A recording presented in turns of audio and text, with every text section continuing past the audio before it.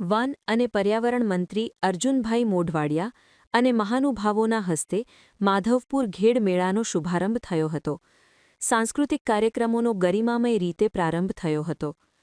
આ પ્રસંગે કેબિનેટ મંત્રીએ જણાવ્યું હતું કે ઉત્તર પૂર્વીય રાજ્યના રૂકમણીજી અને પશ્ચિમ ભારતના શ્રીકૃષ્ણનો આ મેળા દ્વારા થતો સાંસ્કૃતિક મિલાપ રાષ્ટ્રીય એકતાનું અનોખું પ્રતીક છે. વર્ષ 2018થી આ મેળાને જે રાષ્ટ્રીય સ્તરનું નવું સ્વરૂપ મળ્યું છે, તેનાથી પ્રવાસન અને સ્થાનિક રોજગારીના નવા દ્વાર ખુલ્યા છે. માધવપુરમાં અનેક પ્રકલ્પો આકાર લઈ રહ્યા છે, જેમાં કરલી મોકર સાગર ખાતે આશરે 200 કરોડના ખર્ચે પક્ષી અભયારણ્ય અને પોરબંદર પાસે રંગબાઈ માતાના મંદિર નજીક 25 કરોડના ખર્ચે સાંસ્કૃતિક વન તૈયાર થઈ રહ્યું છે. પોરબંદરમાં સુદામા મંદિર અને કીર્તિ મંદિર જેવા અનેક પ્રકલ્પો તૈયાર થઈ રહ્યા હોવાનું તેમણે જણાવ્યું હતું. મૂળ દ્વારકાથી હર્ષદ માતાના મંદિર સુધીનો 11 કિલોમીટર લાંબો બીચ ડેવલપ કરવામાં આવશે.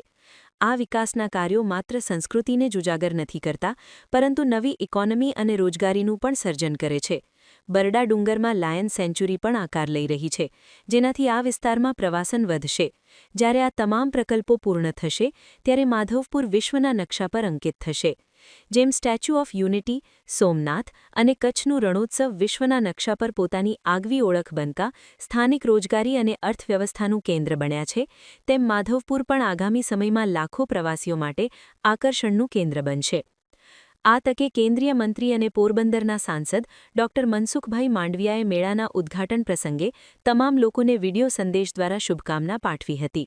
પવિત્ર યાત્રાધામ વિકાસ બોર્ડના સભ્ય સચિવ રમેશ મેરજાએ જણાવ્યું કે માધવપુરનો મેળો હવે માત્ર પ્રાદેશિક કે સ્થાનિક મેળો રહેનો નથી, પરંતુ તેને રાષ્ટ્રીય અને આંતરરાષ્ટ્રીય સ્તરે ખ્યાતિ મળી છે. આ મેળો પૂર્વ અને પશ્ચિમના રાજ્યોના સાંસ્કૃતિક સંગમનું જીવંત ઉદાહરણ છે, જેમાં પૂર્વોત્તર રાજ્યોના 270 કલાકારો અને ગુજરાતના 270 કલાકારો પોતાની કલા પ્રસ્તુત કરે છે. વર્ષ 2018થી આ મેળાને ભવ્ય સ્વરૂપ આપવામાં આવ્યું છે અને રૂ. 4-7 કરોડના ખર્ચે રૂક્ષ્મણીજી મંદિર, ચોરી માયરા અને બીચ ડેવલપમેન્ટ જેવા કામો પૂર્ણ કરવામાં આવ્યા છે. અને આગામી સમયમાં ફેઝ 2 અંતર્ગત માધવરાય મંદિરના વિકાસ માટે આશરે રૂ. 4-3 કરોડના ખર્ચે માધવપુરની કાયાપલટ કરવાનું આયોજન છે. આ મેળો આપણી ધાર્મિક અને સાંસ્કૃતિક વિરાસતને જાળવી રાખવાની સાથે સાથે રાષ્ટ્રીય એકતાને વધુ મજબૂત બનાવે છે. પવિત્ર યાત્રાધામ વિકાસ બોર્ડના સભ્ય સચિવ શ્રી રમેશ મેરજાએ જણાવ્યું કે વડાપ્રધાન શ્રી નરેન્દ્રભાઈ મોદીના એક ભારત શ્રેષ્ઠ ભારતના વિઝનને સાકાર કરવા માટે ગુજરાત સરકાર મક્કમતાથી આગળ વધી રહી છે. માધવપુરનો મેળો હવે માત્ર પ્રાદેશિક કે સ્થાનિક મેળો રહ્યો નથી, પરંતુ તેને રાષ્ટ્રીય અને આંતરરાષ્ટ્રીય સ્તરે ખ્યાતિ મળી છે. આ મેળો પૂર્વ અને પશ્ચિમના રાજ્યોના સાંસ્કૃતિક સંગમનું જીવંત ઉદાહરણ છે, જેમાં પૂર્વોત્તર રાજ્યોના 270 કલાકારો અને ગુજરાતના 270 કલાકારો પોતાની કલા પ્રસ્તુત કરે છે. વર્ષ 2018થી આ મેળાને ભવ્ય સ્વરૂપ આપવામાં આવ્યું છે અને રૂ. 4-7 કરોડના ખર્ચે રૂક્ષ્મણીજી મંદિર, ચોરી માયરા અને બીચ ડેવલપમેન્ટ જેવા કામો પૂર્ણ કરવામાં આવ્યા છે. અને આગામી સમયમાં ફેઝ 2 અંતર્ગત માધવરાય મંદિરના વિકાસ માટે આશરે રૂ. 4-3 કરોડના ખર્ચે માધવપુરની કાયાપલટ કરવાનું આયોજન છે. આ મેળો આપણી ધાર્મિક અને સાંસ્કૃતિક વિરાસતને જાળવી રાખવાની સાથે સાથે રાષ્ટ્રીય એકતાને વધુ મજબૂત બનાવે છે.